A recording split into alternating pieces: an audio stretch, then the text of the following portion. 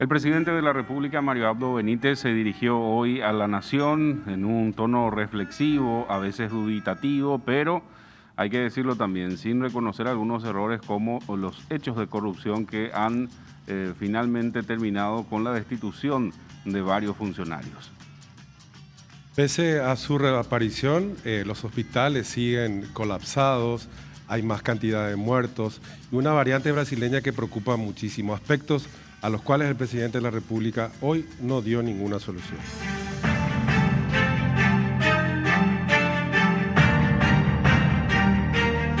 ¿Qué tal? ¿Cómo les va? Muy buenas noches. Bienvenidos a Fuego Cruzado, este espacio de nuestros compañeros Augusto dos Santos y Benjamín Livieres, que en esta ocasión no estarán con ustedes, pero tenemos el gusto de compartir esta mesa con Richard Moreira. ¿Cómo estás, Richard? Muy bien, ¿qué tal, Gustavo? Un gran honor estar en esta mesa, acompañándote, por supuesto, y haciendo este relevo a nuestros directores, así que, bueno, realmente vamos a tratar de suplirlos un poquitito. ¿Qué te parece si hacemos el reconocimiento de campo, Gustavo? Por favor. Mario Abdo Benítez expuso en un casi informe de gestión un descargo sobre lo que viene realizando su tan cuestionado gobierno. No respondió cuándo llegarán las vacunas, que es lo que ocupa la atención de la ciudadanía, que además de luchar con la falta de insumos y fármacos, debe sortear las secuelas que deja esta enfermedad pandémica. En muchos de los casos, limita el normal funcionamiento del organismo. Se esperaba mucho de este discurso del presidente, se reclamaba que apareciera ante los medios en vivo después de su última aparición grabada la noche del sábado 6 de marzo. Finalmente lo hizo, pero no despejó muchas expectativas, Gustavo. Es así, bueno, es una de las informaciones de esta jornada, pero por supuesto no podemos nosotros abstraernos de la situación de salud por la cual estamos atravesando, y hoy vamos a tener a un invitado que es del área de la salud y que tiene y cumple una función muy importante en todo este proceso que venimos enfrentando en contra del coronavirus. Vamos a la ficha de nuestro invitado. Robert Núñez, doctor en medicina y cirugía, pediatra, terapista, director de la 18ª región sanitaria. Doctor Robert Núñez, bienvenido, buenas noches. Buenas noches, Gustavo, Richard, gracias por la oportunidad de estar compartiendo con usted y con esta linda audiencia que siempre está atento día a día a su programa. Bueno, gracias. Hoy queremos hacer una reflexión sobre el tema COVID, evidentemente, y de las consecuencias que sufren muchas personas que han pasado por esta enfermedad, doctor, y que se siguen viendo incluso meses después de ser víctima de esta enfermedad. Sí, asimismo nosotros estamos hablando principalmente dentro de la variedad de las consecuencias que puede tener a mediano y a largo plazo el efecto del SARS-CoV-2 sobre el organismo. Consecuencias no muy bien conocidas, acordémonos que prácticamente tenemos un año de conocer este virus, incluso ya presenta mutaciones interesantes e importantes a nivel mundial, y una de ellas es la que tenemos actualmente circulando en el país, que es la variante P1, que es la variante de Manaus. ¿Qué tan preocupante es esta variante, doctor? Considerando que hoy justamente se dieron a conocer resultados de algunos estudios en el sur de Brasil, específicamente en el estado de Paraná, que habla de una alta letalidad incluso en población joven. Estamos hablando de personas entre 30 y 60 años, o sea, personas menores de 60 años, doctor. Realmente todo está en estudio todavía. Lo que nosotros sacamos concretamente es lo que a diario recibimos como información. Lo que últimamente estábamos conociendo es que tenía una mayor contagiosidad, o sea, más alto nivel de contagio, 2.5 aproximadamente más que el que estábamos teniendo. Eso hace que haya mayor cantidad de contagio, y de un 100%, calcularle un 80 a 85% que son asintomáticos o con síntomas leves, y que solo el 15% de esos que se contagian necesiten lugares de internación, y que siendo un poco leves, darle un 5% que necesiten terapia, sumarle eso al día a día de los pacientes que van a ir teniendo esas complicaciones. Nosotros estamos ya ante un colapso inminente, porque últimamente, en las últimas semanas, hemos tenido por día aproximadamente casi 2.000 a 2.500 casos de contagios, y ese remanente, como nosotros estamos hablando con todos los compañeros del Ministerio de Salud, de internados y de fallecidos, es lo que nos marca realmente el camino real. Porque considerando que el COVID ya está en la comunidad, está extendido, los números que nosotros estamos sacando de los hisopados se está haciendo muy buena cantidad, son unos números que reflejan que está disperso el virus, pero que lo que más llama la atención es la cantidad de internados por día y la cantidad de fallecidos también. Sí, esas cifras de las cuales estabas hablando, doctor Núñez, son cifras locales que se están teniendo.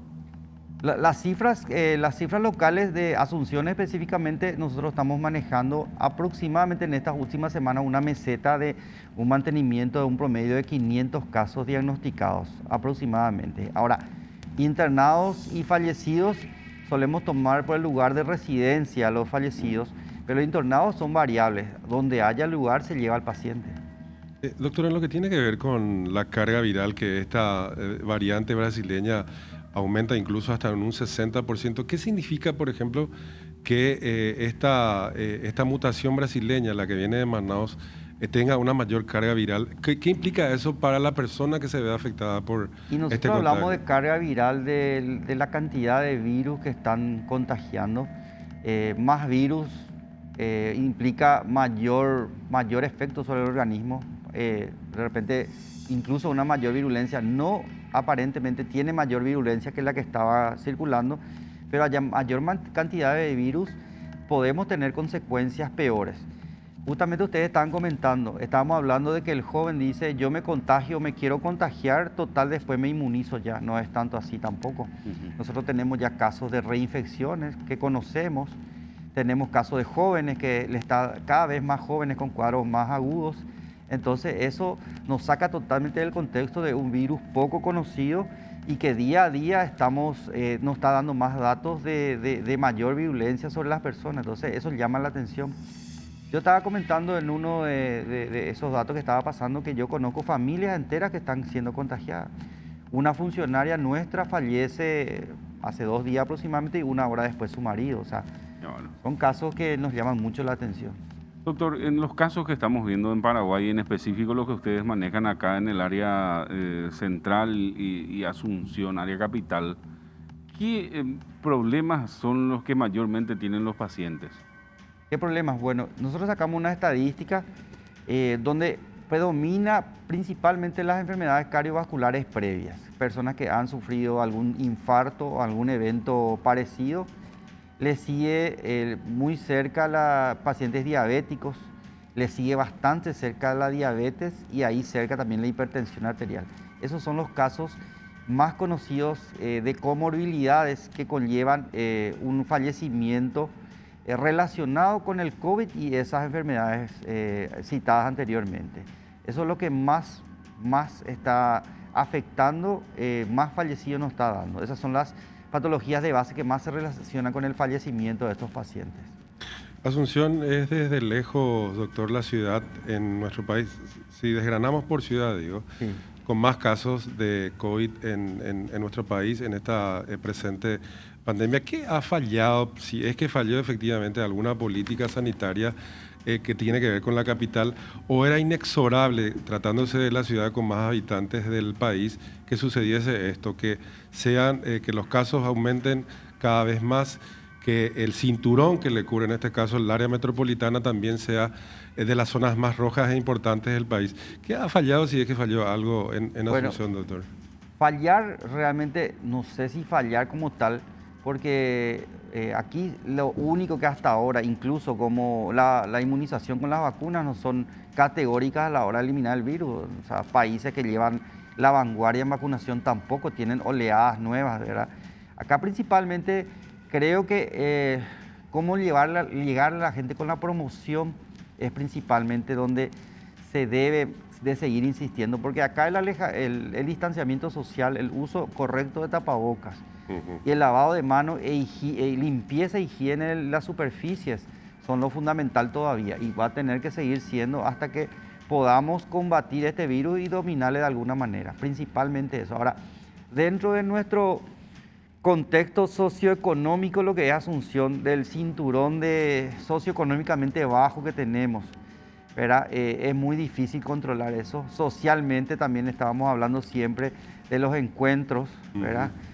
Todo eso hace que sea difícil si es que la gente no empieza no empieza a tomar esa conciencia, ¿verdad?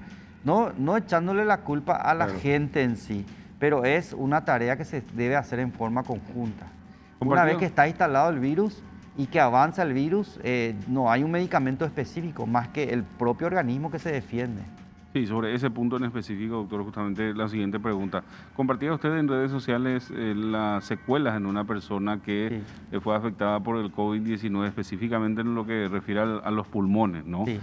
¿Cuáles son las secuelas más comunes que se están teniendo en ese sentido? A flor de meterme un poco en lo que es la especialidad de los neumólogos, ¿verdad? Sí. Y más tratando que la gente se dé cuenta cómo un pulmón normal, por un lado, el que está a la izquierda, y un pulmón que tuvo un efecto del COVID o tiene un efecto del COVID, es muy grande la diferencia. Entonces, ¿qué pasa?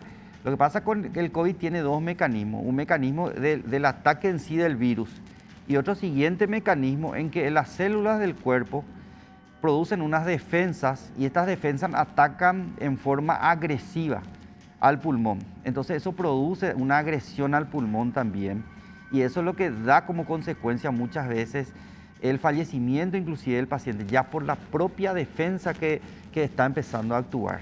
Entonces, lo que produce es a nivel de donde se produce un intercambio de oxígeno que es fundamental para el organismo, para los órganos, para subsistir, disminuye esa capacidad del pulmón de oxigenar. Entonces, eso es lo que realmente, para decirlo simple, le va ahogando lentamente al paciente. Es una sensación de ahogo impresionante, es como una tortura que se le está haciendo al paciente que sufre una falta de oxígeno, y eso por eso es que muchas veces hablamos, le falta oxígeno, no hay oxígeno y la gente busca, porque eso es lo que pasa con el paciente. Entonces, se le suministra el oxígeno, a veces cuando ya no hay resultado con solamente darle oxígeno, ya se va a la forma invasiva que es la intubación, para tratar de darle con más fuerza, con más presión y más oxígeno para tratar de que salve ese pulmón y también salvar los otros órganos que dependen de la oxigenación. El COVID generalmente nosotros tenemos como diagnóstico de fallecimiento y diagnóstico de las complicaciones una falla multiorgánica, porque principalmente ataca los pulmones, pero el ataque al pulmón conlleva también una consecuencia cardiológica, neurológica y de diferentes sistemas. Y cuando un cuerpo humano sufre una falla multiorgánica, es lo que generalmente lleva al fallecimiento de la persona. Por eso es tan importante, en realidad, muchas veces tener en cuenta que este COVID, por eso es tan agresivo, porque lleva dos fases realmente. Primero, la fase del virus en sí y segundo, la reacción desmedida del cuerpo para defendernos del virus. Doctor, en lo que tiene que ver con aquellas personas que zafan, digamos, del coronavirus, que logran vencer al COVID-19, evidentemente le quedan estas secuelas. ¿Se puede hacer un seguimiento de esas secuelas? ¿Se puede determinar de repente, yo no sé si con un estudio o con algún tipo de observación médica, qué secuelas quedan y si esto se hace aquí en Claro, Paraguay? nosotros tenemos, básicamente, tenemos una fase aguda de la enfermedad que es cuando sucede todo esto. Los que salen muchas veces, hay una situación en que se puede producir una fibrosis, ¿verdad?, de ese pulmón que deja como un pulmón no tan alto. Entonces el paciente puede quedar como con una consecuencia principalmente de ese cansancio, el yucuá que le dicen, la disnea, la fatiga. Entonces eso es una de las principales consecuencias que uno se da. Por otro lado, nosotros tenemos un seguimiento, ahí están los especialistas para hacer el seguimiento, más que nada de esos pacientes que han zafado de las terapias que estuvieron muy mal, que es un seguimiento principalmente a través de las radiografías o tomografías, la espirometría que mide la función del pulmón, que ve esa capacidad del pulmón. Ahí tenemos los fisioterapeutas que van mejorando esa capacidad de recuperación del pulmón, porque el pulmón es el que sufre y el pulmón es el que tiene que recuperarse. Queda muchas veces las secuelas de la dificultad respiratoria, uno se cansa al caminar, ¿verdad?, principalmente, y en casos más graves se queda esa fibrosis del pulmón, entonces ese pulmón no tiene capacidad de hacer el intercambio gaseoso, entonces queda una secuela, ¿verdad? Eso se está viendo todavía, porque ustedes saben, nosotros recién ahora estamos teniendo consecuencias de eso. Hay otros países donde ya se está demostrando eso. Continuamos a vuelta de pausa con el doctor Robert Núñez, hablando de las secuelas que deja en el organismo de una persona el COVID-19.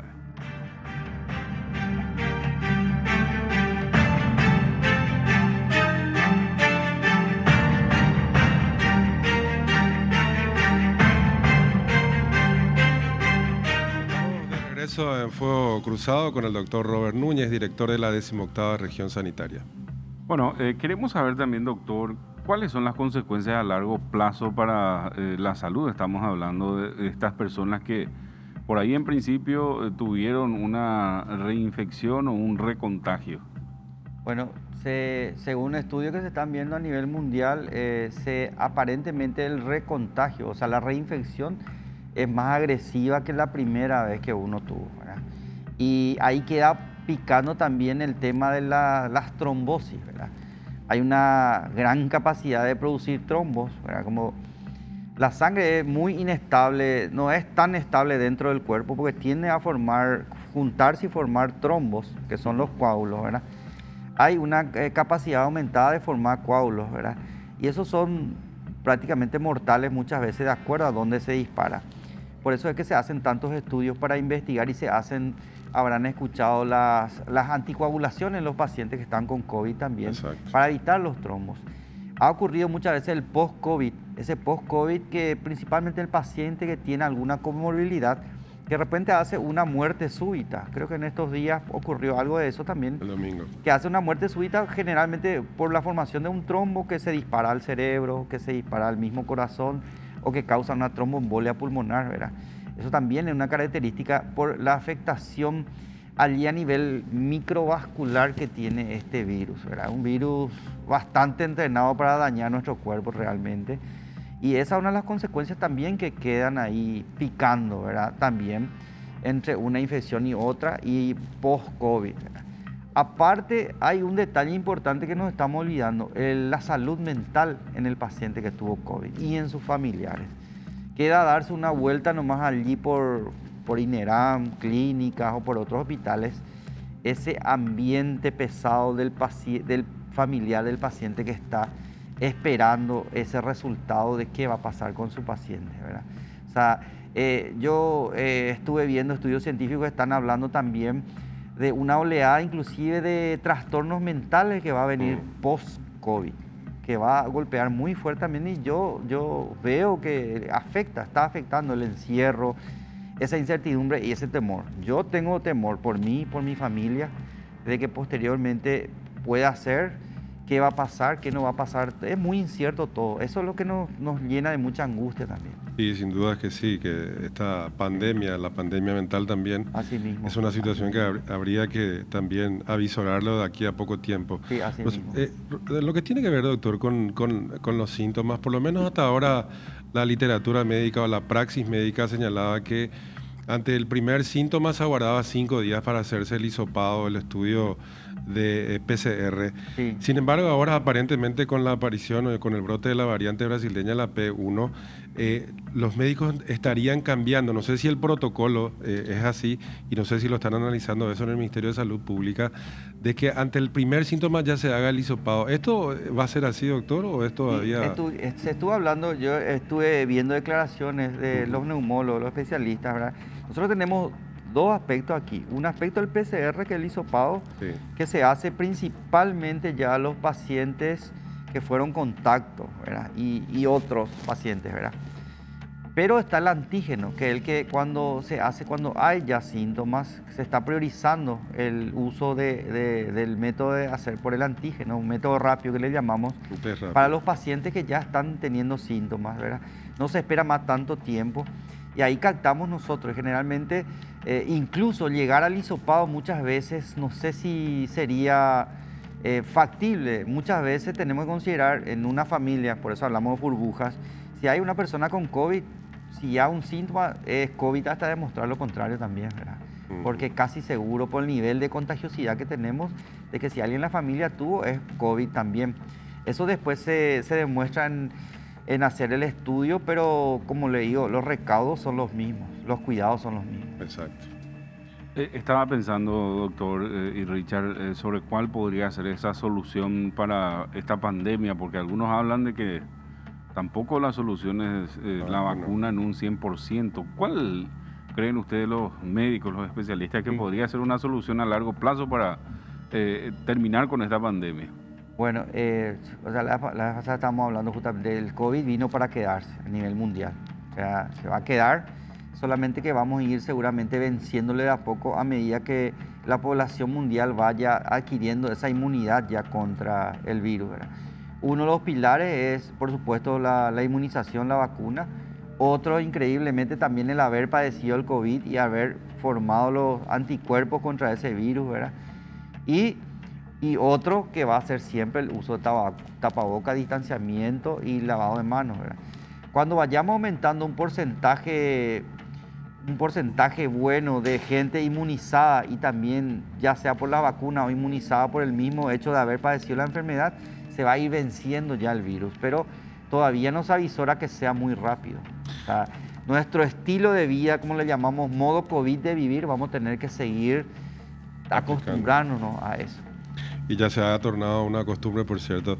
Así Doctor, mismo. estos números que han ido en aumento tanto en contagios, en cantidad de internados, en cantidad de fallecidos también que se han producido en las últimas semanas y que indefectiblemente tiene que ver con esta variante brasileña. Insisto mucho en esto por el hecho de que se está produciendo esto. Y el panorama que se viene es bastante desalentador, incluso hablan de que la cifra de fallecidos incluso podría multiplicarse, verse situaciones como por ejemplo ocurrían solamente en España, en Italia o incluso en la región en Ecuador.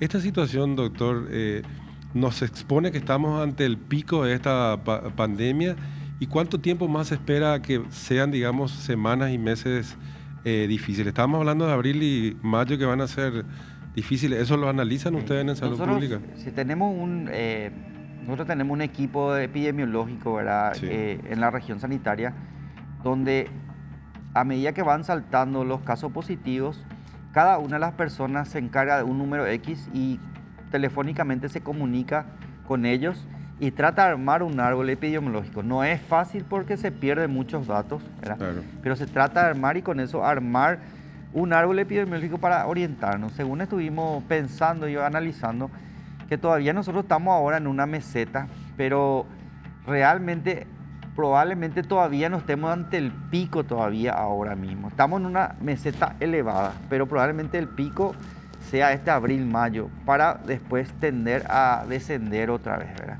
Pero por eso es lo que preocupa, por eso es que todos los colegas están preocupados, porque aparentemente este abril y mayo, entre abril y mayo va a estar este pico, que ahí sí nos asusta y ahí nos preocupa de lo que va a pasar con el sistema sanitario, que por de hecho ya está colapsado.